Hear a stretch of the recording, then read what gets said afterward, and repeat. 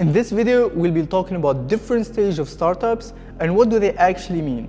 I'm sure you've heard seeds, pre-seeds, Series A. If you've ever gone to a networking event, you've probably heard all of these terms and maybe felt confused.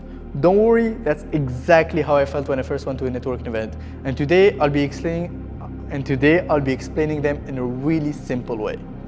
What does pre-seeds mean? This is technically the first official stage of funding that a startup has. Think of it as the idea money.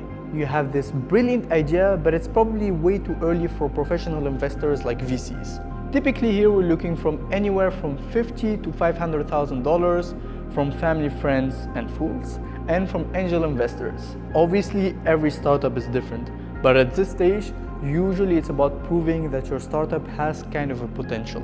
Moving on to seed rounds. Think of it as a point where real growth starts to happen. You're kind of past the idea stage and there's actually a little bit of demand for your product. Investors here still range between early VCs and angels. Here they're basically looking at you, whether you and your team are able to execute what you promised. They're looking also at whether there's an actual market demand or if your startup is kind of ready to scale or not. But this is where the numbers start ranging a lot.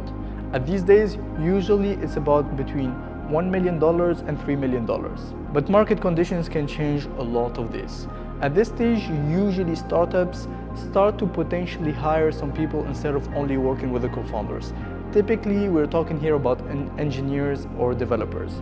To understand it better, usually the pre-seeds is the idea money and the seeds is the traction money. Moving on to Series A, B, C, etc. Series A is usually when a startup starts to get a little bit more structured. Many startups range anywhere from $5 million to $15 million. What matters more here is that you're showing strong metrics, whether it's market penetration, traction, users, growth. Investors here want to see proof that your model works. After that, usually we go to Series B, which is more about scaling. But at this point, it starts to become completely different from startup to startup. Investment might be anywhere between $15 million to $60 million. From this stage, the name of the series doesn't have a really big differentiation. It's usually a metric of how many times a startup raised or the maturity of the startup. There's not really an upper limit.